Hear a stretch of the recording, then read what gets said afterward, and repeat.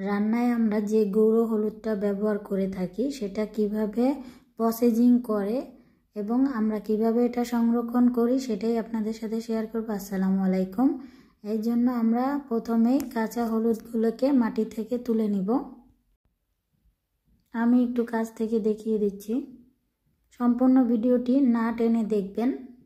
আমরা অনেকেই কিন্তু জানি না কাঁচা হলুদ থেকে যে শুকনো গুঁড়ো হলুদ তৈরি করা হয়। আমাদের হলুদগুলো তোলা প্রায় শেষ।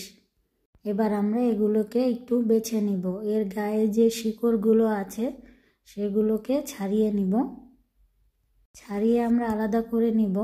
যেগুলো একটু বেশি মোটা সেগুলো আলাদা করে নিচ্ছি, আর বাকিগুলো একসাথেই রেখে দিচ্ছি। এবার সিদ্ধ করতে চলে যাব। এর আগেও একবার সিদ্ধ করেছি, আমি আপনাদেরকে দেখাতে পারিনি। দ্বিতীয় ধাপে আমি আপনাদেরকে দেখিয়ে দিচ্ছি। হলুদগুলোকে ভালো করে কিন্তু ধুয়ে তারপরে সিদ্ধ বসিয়েছে। এর গায়ে কিন্তু কোনো কাদা মাটি ছিল না।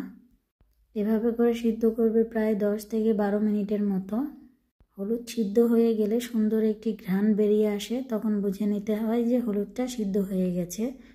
হলুদটা আমাদের সিদ্ধ হয়ে গেছে। এবার আমরা তুলে নিচ্ছি। তুলে পানি ঝরিয়ে নিব।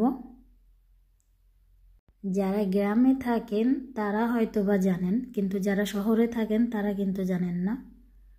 সিদ্ধ করা হলুদগুলো এক জায়গায় রেখে এভাবে আমরা ঢেকে রাখবো 1 দিনের জন্য। পরের দিন আমরা শুকাতে দিব। যেগুলো একটু মোটা ছিল সেগুলো কিন্তু তাড়াতাড়ি শুকানোর জন্য মাঝখান থেকে কেটে দিচ্ছে। হলুদগুলো প্রায় 4-5 দিন ভালো রোদ হলে শুকিয়ে যাবে। আমার হলুদগুলো শুকিয়ে গেছে। এবার এগুলো প্রসেসিংয়ের পালা। হলুদগুলো গুঁড়ো করে নিয়ে এসেছে। দেখুন কত সুন্দর একটি কালার এসেছে। এভাবেই কিন্তু সারা বছরের জন্য গুঁড়ো হলুদ সংরক্ষণ করা হয়। কেমন লেগেছে আমার ভিডিও?